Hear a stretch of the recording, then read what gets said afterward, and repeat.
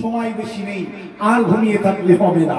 আমি ধন্যবাদ জানাবো এই রক্তাক্ত গুজরাটের রক্তমাখা হাত, দাঙ্গাবাজি হাত, মাননীয় মোদী সরকারের মোদীকে আমি ধন্যবাদ জানাই। আমাদের মতো ঘুমন্ত বাঘকে মাঝে মধ্যে একটু জাগিয়ে দেওয়ার জন্য। আরে আমরা তো ঘুমন্ত বাঘ, ঘুমিয়ে পড়েছি, বুঝতে পারিনি কি হয়ে যাচ্ছে। তো কালাকানুনের উপরে হাত মেরে আমাদের মতো জীবন্ত বাঘকে জাগিয়েছে, এর জন্য ধন্যবাদ। যদি ধন্যবাদ নিয়ে আপনি না জাগেন তাহলে মনে রাখবেন আপনারও দিন খুব ভালো জায়গায় নেই। মুসলমানরা গন্ধ, মুসলমানরা কিছু করেনি, মুসলমানদের থেকে দূরে সরে যেতে হবে। নির্লজ্জ বেহায়া, লজ্জা থাকা দরকার ছিল। ওই মুসলমানের সম্পত্তি, মুসলমান খারাপ, আর মুসলমানের সম্পত্তি তার রসগোল্লার মতো মজা লাগছে। লজ্জা লাগে না? লজ্জা থাকা দরকার ছিল। যে মুসলমান নিধনযজ্ঞ চালানোর তোমরা শপথ বাক্য পাঠ করছো, আবার ওই মুসলমানরা নিজের সম্পত্তি দিনের জন্য উৎসর্গ করেছে।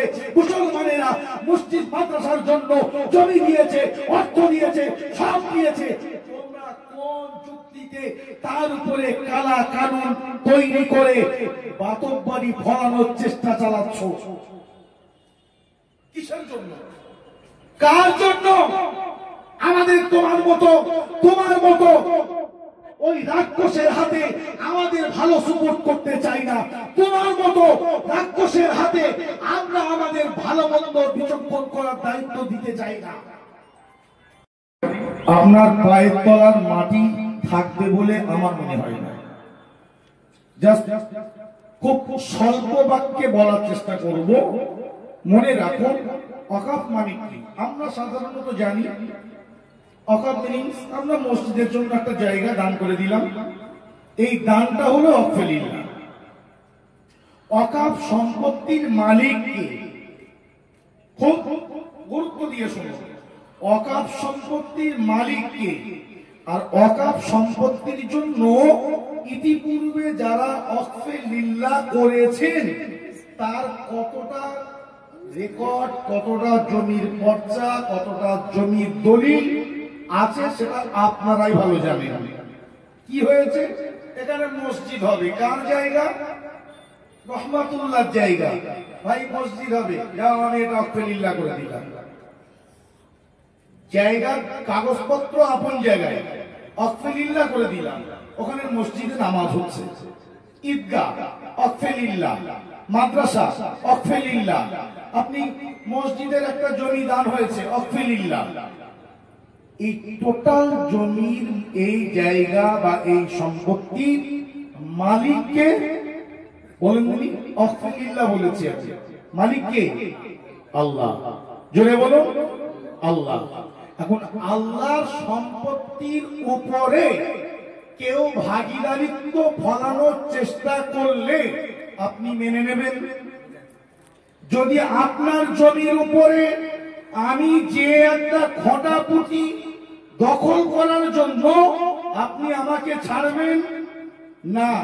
যদি আপনার জমি রক্ষণের জন্য আমার মতো লেবাসদারি একজন মাওলানা গিয়ে একটা খোঁটা মারে দখল করার জন্য, আর আল্লাহর জায়গা টোটাল দখলদারির জন্য ওয়াকফে লিল্লাহর জায়গায় দখলদারির জন্য কালা কানুন নিয়ে এসে মোদী সরকার তার মালিকানা ফলাতে চাইছে, আপনারা মেনে নেবেন?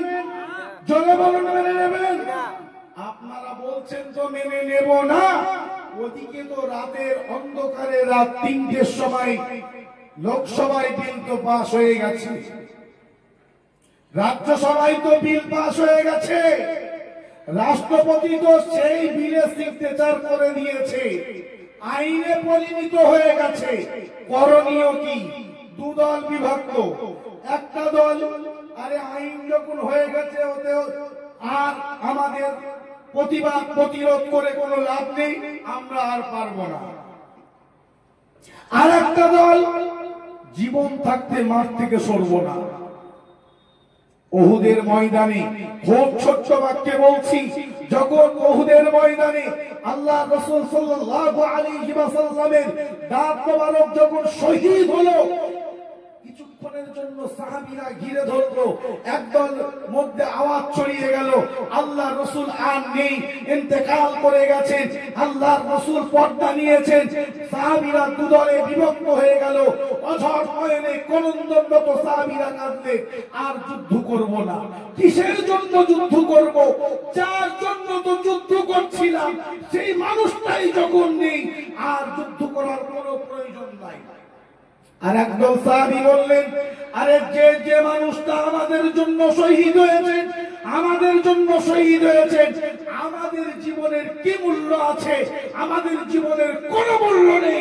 দেহে যতক্ষণ রক্ত রয়েছে আল্লাহর রাস্তায় জীবন উৎসর্গ করে নবী মুহাম্মদের জন্য, দ্বীনের জন্য, ঝান্ডা উত্তোলনের জন্য আমরা উহুদের ময়দান থেকে ছড়ব না। জোরে বলো। দুদলে বিভক্ত। আল্লাহ রাসূল যদিও ইন্তেকাল করেননি, পর্দা নেননি, তুমুল পরিমাণ যুদ্ধ হলো, অনেক সাহাবী শাহাদাত বরণ করলেন। কিছু নির্দেশ মানা না মানা, বৃহৎ ঘটনা। আপন জায়গায় যারা যুদ্ধের ময়দান থেকে সরল না, উহুদের যুদ্ধে বিজয়ের পতাকা কাদের হাতে এসেছে? মুসলমানদের হাতে। কাদের হাতে?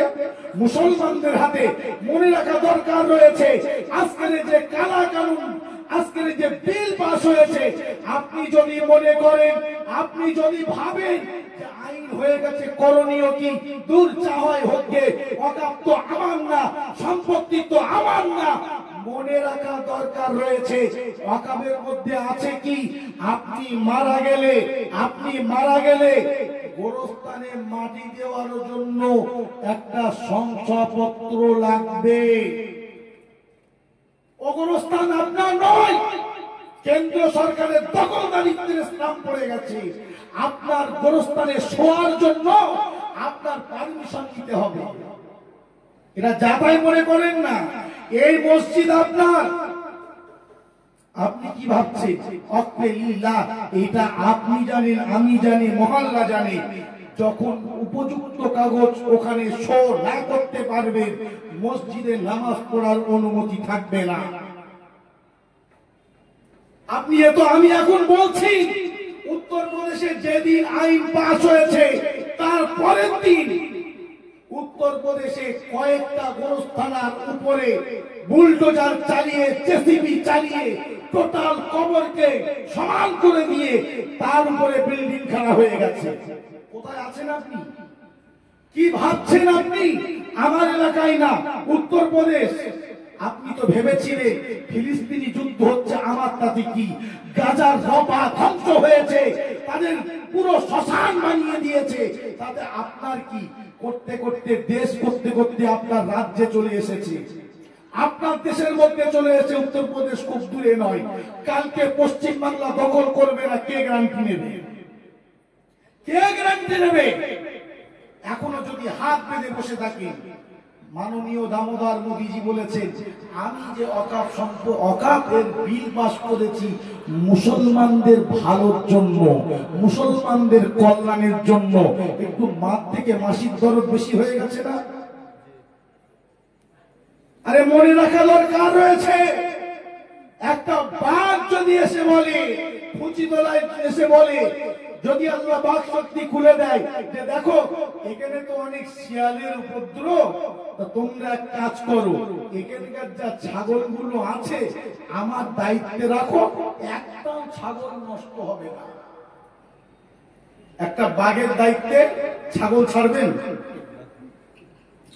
আমি বলছি, আমি বাঘ তো চতুষ্পদ জন্তু, ওর মনে দয়া হলেও হতে পারে আরএসএস এর বান্দা, আরএসএস এর যত ক্যাডাররা রয়েছে তার উপরে বিষ করে দাঁড়িয়ে মাননীয় দামোদর মোদী, নরেন্দ্র মোদী যে বিল পাস করেছে মুসলমানদের কল্যাণের দাবি রেখে, আমি বলছি মুসলমানদের গলা টিপে শোষণ করে তাদের সম্পত্তি হাতানোর একটা ফন্দি আছে।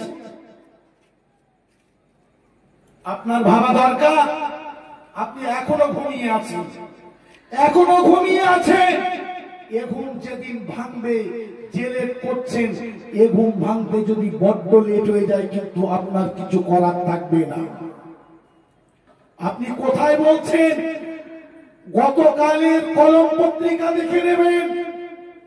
ওয়াকফ সম্পত্তির উপরে একটি মসজিদ নির্মিত ছিল, ওখানকার একটা ঈদগাহ ছিল, ওই ঈদগাহর উপরে একটা হিন্দুদের ঠাকুর রাখা হলো। বলা হলো এটা সব জনসাধারণের জন্য, সবার জন্য, হিন্দুও জন্য, মুসলিমের জন্য রাখা হলো ওখানে ঠাকুর। আপনি কোথায় এখনো ঘুমিয়ে আছেন? হুজুর এসেছেন নাকি? নারে তাকবীর, উচ্চ আওয়াজে নারে তাকবীর, আরো উচ্চ আওয়াজে নারে তাকবীর। সিলসিলায়ে মুজাদ্দিদুস জামান, আওলাদে মুজাদ্দিদুস জামান, ফুরফুরা শরীফের পিছজাদা আম্মা সিদ্দিক হুজুর কিবলা, নারে তাকবীর। মাশাআল্লাহ, আলহামদুলিল্লাহ।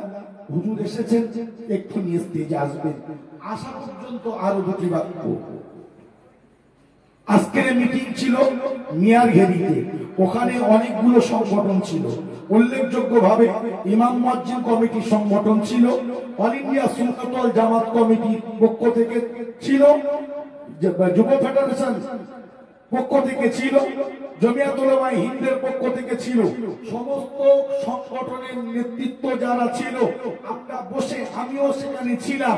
সেই মিটিং এর বেশ কিছু সিদ্ধান্ত গ্রহণ করা হয়েছে। উল্লেখযোগ্যভাবে ব্রিগেডের ডাক খুব তাড়াতাড়ি এসে পড়বে। সেদিন আর টুপি মাথায় নয়, কাপড়ের কাপড় মাথায় বেঁধে কলকাতার রাজপথে যেতে রাজি আছেন যারা, হাত তোলেন। একটু উচ্চ আওয়াজে তাকবীর দেন, নারে তাকবীর। এটা মুসলমানের গর্জন নয়, মুসলমানের এতটা স্লো আওয়াজ হতে পারে না। নারে তাকবীর, নারে তাকবীর। কালা কানুন ওয়াকফ বিল মানছি না, মানব না। কালা কানুন ওয়াকফ বিল বাতিল করতে হবে। নারে তাকবীর। তৈরি থাকুন। হুজুরও মিটিং এ ছিলেন আজকে, হুজুর কেবলা কলকাতার একটা মিটিং এ ছিলেন। ব্রিগেডের ডাক এসে পড়বে, তার আগে আমরা বেশ কিছু সিদ্ধান্ত নিয়েছি। আমরা 9টা অঞ্চল খুব তাড়াতাড়ি ইমাম সংগঠনের পক্ষ থেকে বাইক র্যালি করব। মেন মোড়গুলোতে আমরা পদসভা করব এবং একটা বৃহৎ আকারে জীবনতলার বুকে দাঁড়িয়ে, জীবনতলা চৌমাথায় দাঁড়িয়ে হাজার হাজার লোকের সমাগমে ঐতিহাসিক একটা সমাবেশের সিদ্ধান্ত আজকে নেওয়া হয়েছে। তবে যতক্ষণ না পর্যন্ত আমরা ওখানে ব্রিগেডের তারিখ নির্ধারণ হচ্ছে, ততক্ষণ পর্যন্ত আমরা জীবনতলা সমাবেশের ঘোষণা দিচ্ছি না। তবে শুক্রবার থেকে সম্ভবত আমরা চেষ্টা করব এই বাইক র্যালি করে প্রত্যেকটা অঞ্চলে মানুষকে জাগাতে হবে। অনেক ভাই আছে জানে না ওয়াকফ কি, এটা আপনি আজকে জেনেছেন, আপনার দায়িত্বে আরো 10 জনকে জানান। এই বাইক র্যালি আপনিও শরীক হতে পারেন, সঙ্গ দিতে পারেন। মনে রাখবেন, এটা বর্তমান সময় ফরজ বলছি না, ফরজ বলতে গেলে তার দলিল প্রয়োজন হয়, তো ফরজ মনে করে নিতে হবে। এই ওয়াকফ বিল কারাকারণের বিরুদ্ধে গড়ছে ওঠাটা ফরজের মতো হয়ে দাঁড়িয়েছে।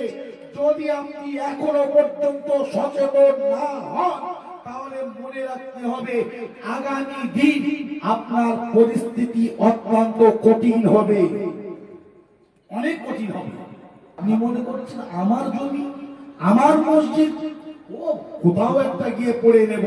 উত্তরপ্রদেশের পর্দায় একটু চোখ রাখেন, উত্তরপ্রদেশের পর্দায় একটু চোখ রাখেন, সোশ্যাল মিডিয়াতে একটু চোখ রাখেন।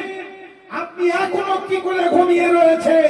গাজার রফা এলাকাটা পুরো পুড়িয়ে বোমাবর্ষণ দ্বারা সরকার করে দিয়েছে।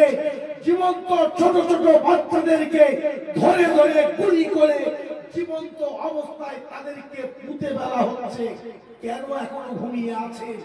আপনি বলছেন ওই উত্তরপ্রদেশের সরকার যোগী আদিত্যনাথ দীপ্ত কণ্ঠে প্রকাশ্যে বলছে, আমার পক্ষ থেকে ৫,৬০০ সেনা আমি ফিলিস্তিনে পাঠিয়েছি ওদেরকে ধ্বংস করার জন্য।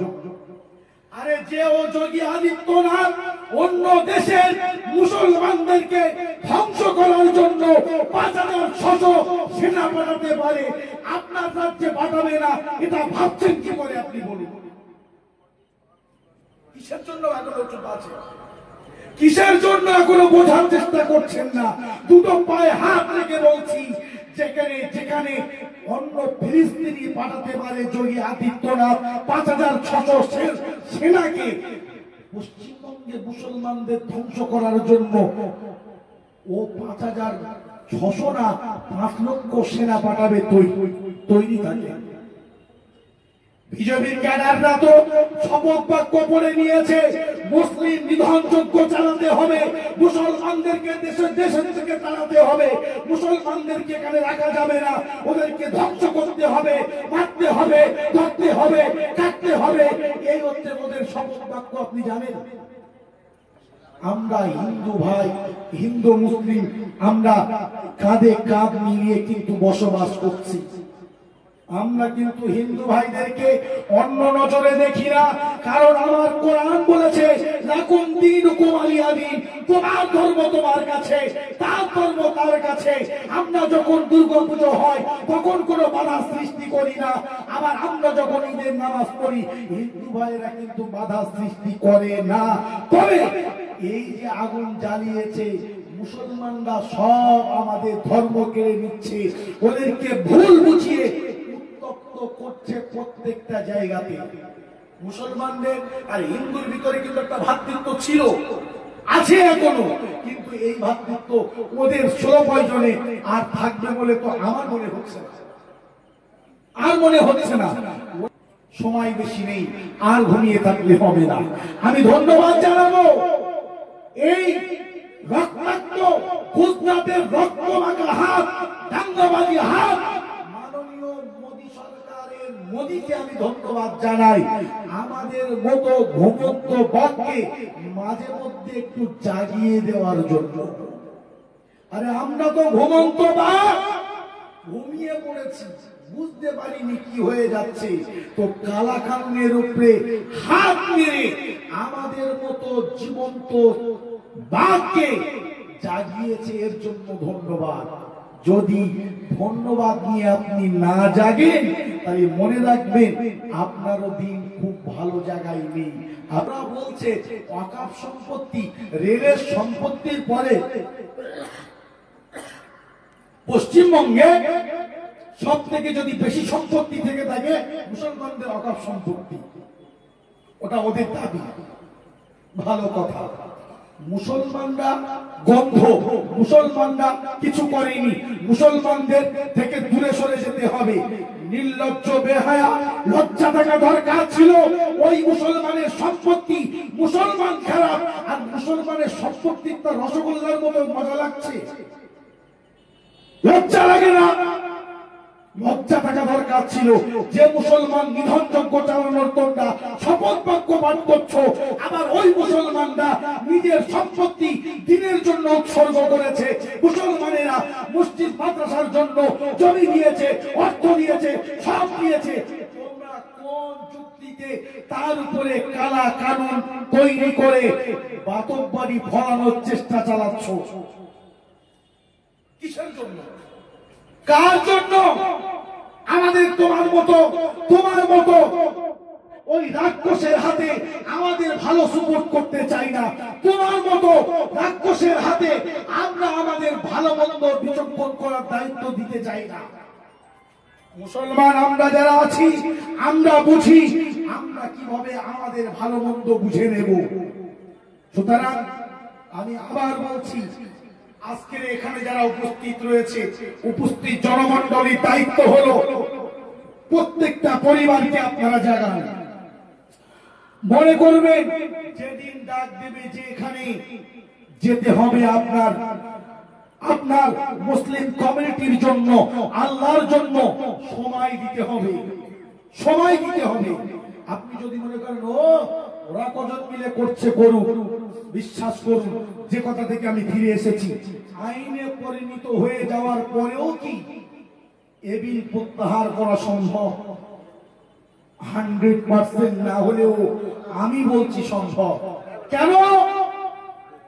আপনার জানা দরকার রয়েছে। কৃষক বিল পাস হয়েছিল, মনে আছে? কৃষক বিল পাস হয়েছিল, আইনে পরিণত হয়েছিল, কিন্তু কৃষক যারা, এরা ঘরে বসে ছিল না। দিল্লির রাজপথ, কলকাতার রাজপথ স্তব্ধ করে তারা জীবন বাজি রেখে যে প্রতিবাদ করেছিল, যে সমাবেশ করেছিল, দিল্লির ওই কালা সরকার, ওই রক্তাক্ত ওই সরকার কৃষক বিল প্রত্যাহার করতে জায়গা খুঁজে পায়নি। তারা আইনে পরিণত হয়ে যাওয়ার পরেও, ওই আইন হয়ে যাওয়ার পরেও কৃষক বিল বাতিল হয়েছিল। তাহলে আমরা কেন আপনাদেরকে ডাকবো? কেন আপনাদের সময় নিয়ে আমরা চিনিমিনি খেলবো? কেন? কিসের জন্য বলবো আপনারা জাগুন? কিসের জন্য বলবো কাপড়ের কাপড় মাথায় বেঁধে কলকাতায় চলুন? কিসের জন্য বলবো অঞ্চলে অঞ্চলে আপনারা সমাবেশ তৈরি করুন, মুসলমানরা জাগুন, সমস্ত মানুষ, কমিউনিটির মানুষ একত্রিত হন? কেন বলবো? রাস্তা খোলা আছে, একটাই রাস্তা, আমাদের রাস্তা হলো প্রতিবাদের রাস্তা। তবে আমরা উচ্ছৃঙ্খল নই, আমরা হিংস্র নই, আমরা হিংস্র মানুষ নই, অন্য ধর্মের উপরে আঘাত করার পক্ষেও নই, আর মানুষের পক্ষে কষ্ট দেওয়ার পক্ষেও আমরা নই। আমরা শান্তিপূর্ণ মিছিল, শান্তিপূর্ণ সমাবেশ, শান্তিপূর্ণ প্রতিবাদ করার পক্ষে।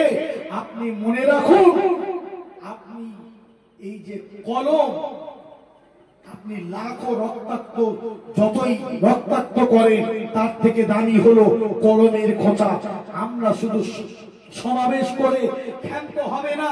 আমাদের নেতৃত্বে যারা আছেন, মুসলিম পার্সোনাল ল বোর্ডে যারা আছেন, দিল্লি থেকে সম্ভবত কালকেও তিনি আসবেন এখানে কলকাতাতে আরেকটা মিটিং হবে।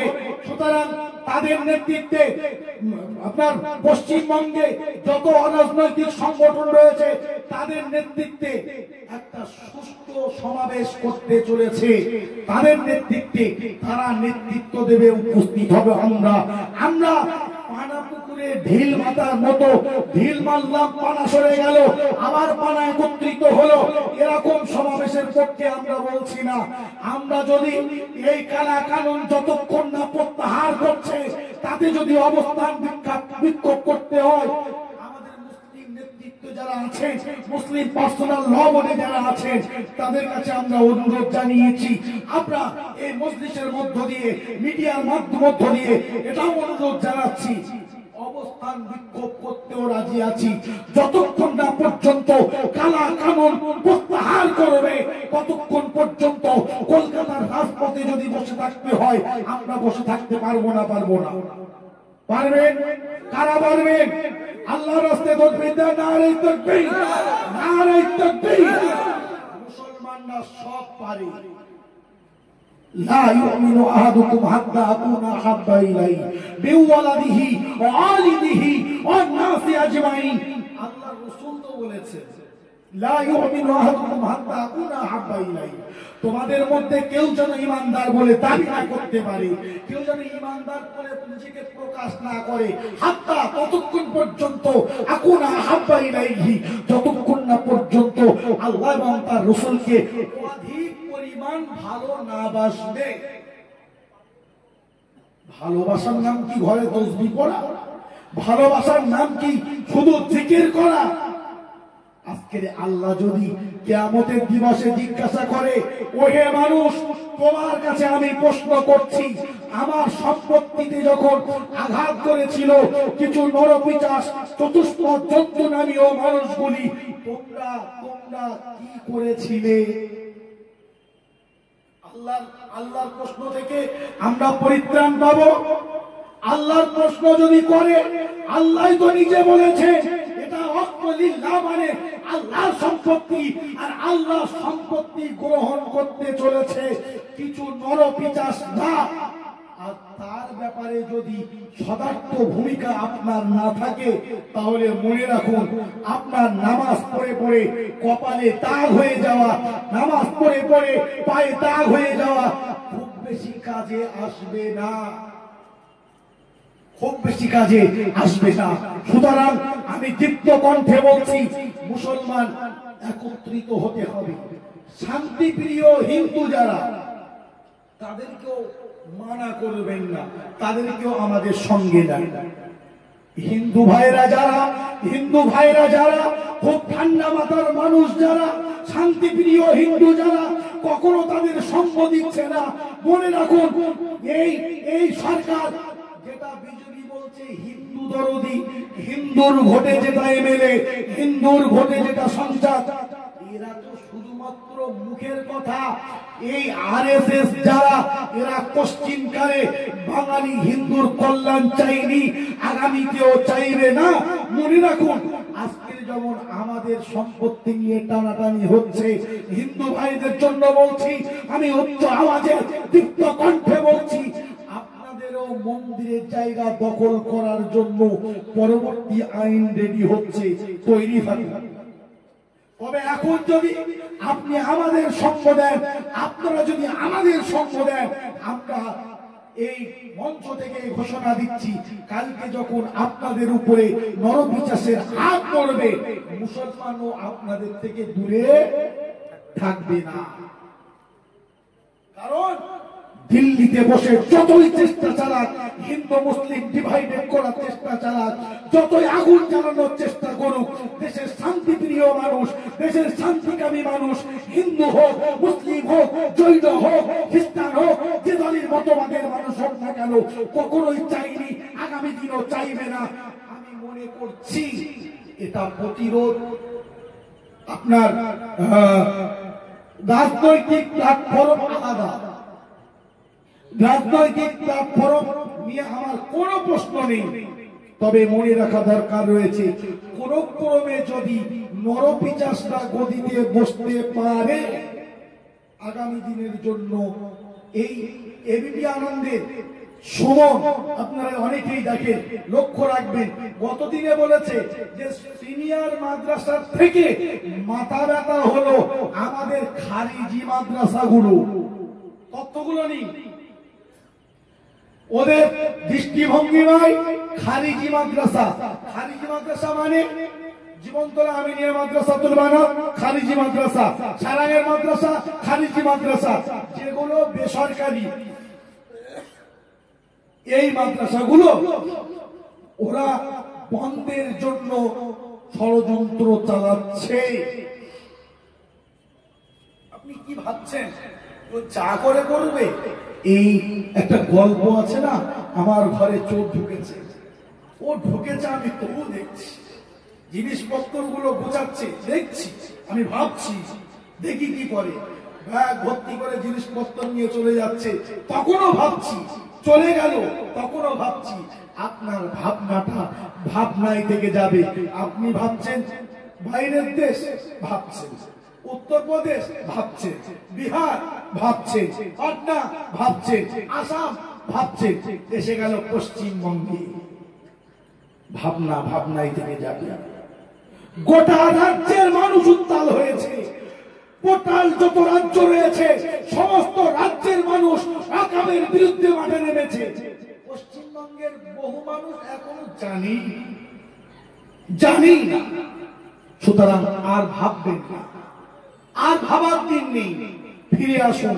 আমি আল্লাহর রাস্তায় বলছি, পায়ে হাত রেখে বলছি, ফিরে আসুন। আমরা যে ঘোষণাগুলো দিলাম, তবে একটা কথা মনে রাখবেন, আমরা একক সংগঠনের ডাকে আমি যেতে নিষেধ করব না, তবে এককভাবে যারা ডাকছে তাদের কাছে আমার অনুরোধ, বিক্ষিপ্তভাবে এককভাবে ডাকেন না। আপনি আহলে হাদিস করেন, আপনি লামাজাবি করেন, আপনি গয়র মুকাল্লিদ, আপনি অন্য অন্য মতবাদের মানুষ যে তবলিগ হন, আপনি আজানগাছি হন, গাঁওবাড়ি হন, কিছু দেখার নেই। এখন একটাই আওয়াজ, একটাই প্ল্যাটফর্ম, মুসলমানদের একটা প্ল্যাটফর্মে এসে দাঁড়াতে হবে। কোরআনের জন্য, মসজিদের জন্য, মাদ্রাসার জন্য, হকবে লিল্লাহের জন্য। আর কোন পূর্ববর্তী মশলা নিয়ে ঝগড়া করার সময় নেই। আর কেউ তাকাবেন না। সবকিছু আপন জায়গায় রেখে দিয়ে, সবকিছু জায়গায় রেখে দিয়ে ফিরে আসো এক রাস্তায়। তবে এই এক রাস্তায় এসে মুসলমানদের আবেগ নিয়ে আমি খেলতে নিষেধ করব কোন সংগঠনকে। আমি অল ইন্ডিয়া সুন্নাতুল জামাত করি, আপনি যুব ফেডারেশন করে, আপনি জমিয়াতুল উলামায়ে হিন্দ করে, আপনি জমিয়াতুল উলামায়ে বাংলা করে।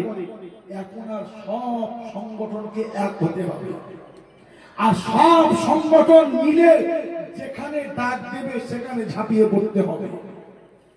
এখন কবে বিচ্ছিন্ন ডাক না দেওয়াই ভালো, না দেওয়া উত্তম। যারা দিয়েছে আলহামদুলিল্লাহ, হয়তো আমাদের চিন্তা ভাবনা একটু লেট হয়েছে, তারা আগে দিয়েছে, তাদের জন্য বলবো আমরা যে সিদ্ধান্ত নিয়েছি আমাদের ক্যানিং টু 2 নম্বর ব্লকে যত সংগঠন আছে এখনো যারা যুক্ত হতে পারেননি আমাদের সঙ্গে যোগাযোগ করলে আমরা ঐক্যবদ্ধতার জায়গায় আসতে রাজি আছি। সুতরাং এরপরেও যারা ডেকেছে ওটা আপনাদের নিজ দায়িত্বে যাওয়া, আমি সে ব্যাপারে কিছু বলছি না। তবে আমি বলবো ঐক্যবদ্ধ হওয়ার জন্য। সর্বোপরি আপনি শুনেছেন যে জীবনতলা, আচ্ছা, ওয়াকফ সংশোধনী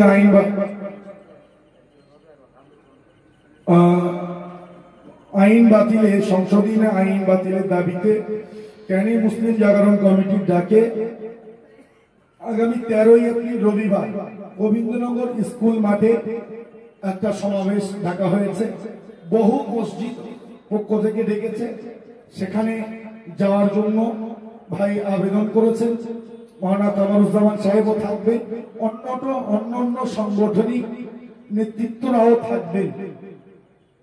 সর্বোপরি আমরা যে বাইক র্যালিটা করব, এখন হোয়াটসঅ্যাপের যুগ, সোশ্যাল মিডিয়ার যুগ, আমরা এই 9টা অঞ্চলে বাইক র্যালি একটা যথেষ্ট সাড়া ফেলবে। আমরা সিদ্ধান্ত নিয়েছি আপনার বাইক 50 টাকা তেল পড়বে, আল্লাহ সম্পত্তির জন্য আপনারা দিতে রাজি আছেন? বাইক যার আছে যেতে রাজি আছেন? আলহামদুলিল্লাহ। যেখানে শুনবেন কিছু না, 1 ঘন্টা আল্লাহর ওয়াকফে লিল্লাহ, আল্লাহ সম্পত্তির জন্য যাবে। আর এটা আমার একার ডাক নয়, এটা ক্যানিং টু 2 নম্বর ব্লকে যত ইমাম মুয়াজ্জিন রয়েছে তাদের ডাক, অল ইন্ডিয়া সুন্নাতুল জামাত কমিটির ডাক, যুব বাংলা যুব ফেডারেশনের ডাক, আপনার জমিয়াতুল উলামায়ে বাংলা, জমিয়াতুল উলামায়ে হিন্দ, যত সংগঠন রয়েছে সবার পক্ষ থেকেই সিদ্ধান্ত। আর আমরা ওই ডেটটা জানিয়ে দেব সোশ্যাল মিডিয়ার মাধ্যমে, আপনারা তৈরি থাকুন। যাই হোক, আমি বলতে বলতে অনেকটাই বলে ফেলেছি, হয়তো জানি না তথ্যভিত্তিক গত দিক দিয়ে যদি ভুল হয় ক্ষমা সুন্দর নজরে দেখতে অনুরোধ করছি।